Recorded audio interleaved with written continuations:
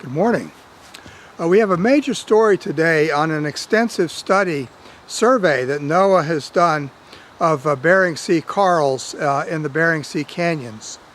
This survey, which took over a month to do, has recorded over 225,000 images of corals and coral habitat throughout the entire range where corals can be expected to be found in the Bering Sea.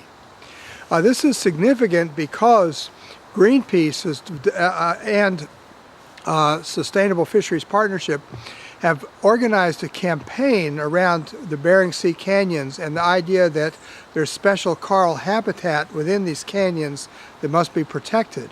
And they considered it to be such an emergency that they went out in communications to seafood buyers telling them that unless the council acted immediately on the issues that Greenpeace brought forward, they should stop buying pollock from this area.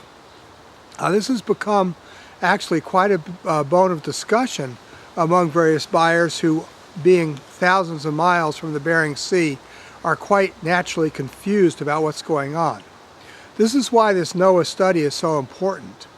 If you compare the amount of effort that the council and the chief scientists who studied corals have put in, it's very clear that there is a real effort to understand what's happening with the Bering Sea corals, to understand where the habitat is most favorable to them and where they may or may not need protections.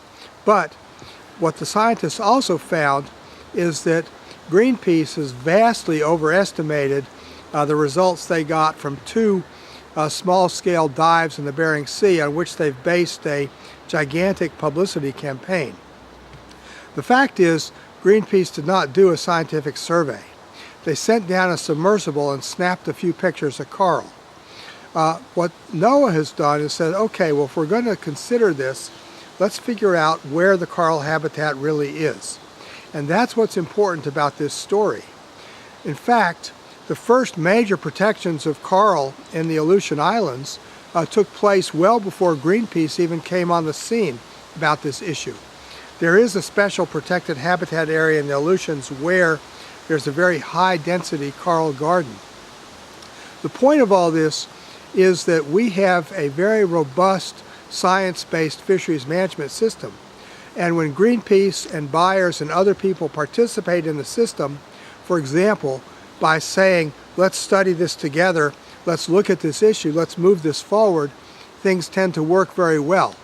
But when they stand outside the system and say, hey, look, you better do this protection right away, regardless of whether your science backs it or not, or we're going to stop buying pollock, that's just grandstanding.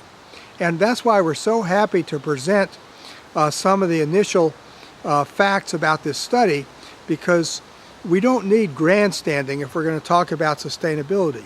What we need is money, resources, legislation, a management system, and dedicated people to run this system. And that's what we have in the North Pacific, and that's what some of these other organizations are trying to denigrate for their own ends and their own fundraising. In Lexington, Mass., this is John Sackton.